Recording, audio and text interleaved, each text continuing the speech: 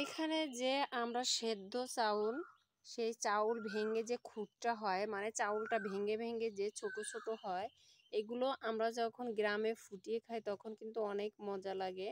আম দিয়ে সব কিছু দিয়ে আমরা খাবো, রসুন পেঁয়াজ। এখানে রসুন পেঁয়াজ কুচি দিছি আমি, হলুদের গুঁড়া, লবণের গুঁড়া, তেজপাতা, গরম মশলা, আলু দিলে আরও মজা লাগে। আর এটা আমি রান্না করব একদম এই যে হেলঞ্চ শাক দিয়ে। শাকের পরিমাণ একটু কম হয়ে গেছে, শাক দিয়ে রান্না করলে কিন্তু অনেক মজা লাগে, ঠিক খিচুড়ির মতনই। তেল দিয়ে এখন এটাকে আমি পানি দিয়ে কড়াইতে জাল দেব। তা আপনারা দেখুন যে কি মজা, কি যা টেস্ট লাগে। এই যে আমি সেই খুদ পানি দিয়ে এখানে আমি ওই যে মাটির চুলায় রান্না করতেছি, জাল দিতেছি। এরপরে এটাকে আমি আবার ওই যে মরিচ, পেঁয়াজ, শুকনা মরিচ এইগুলো দিয়ে তেলে দিয়ে আবার তেলের উপর ছাইড়া দেবো এগুলো।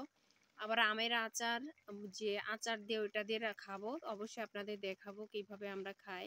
আপনারাও খেতে দেখবেন। আলু দিলে বেশি ভালো হতো, ডাউল, কিন্তু আমার এখানে আউলও নেই, ডাউলে নেই, সমস্যা নেই, আপনারা এইভাবে রান্না করবেন।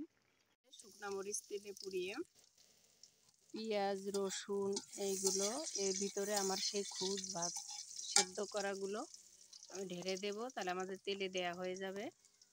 এই যে অনেক ঝুরঝুরি হয়েছে আর খেতে কিন্তু অনেক মজা হবে।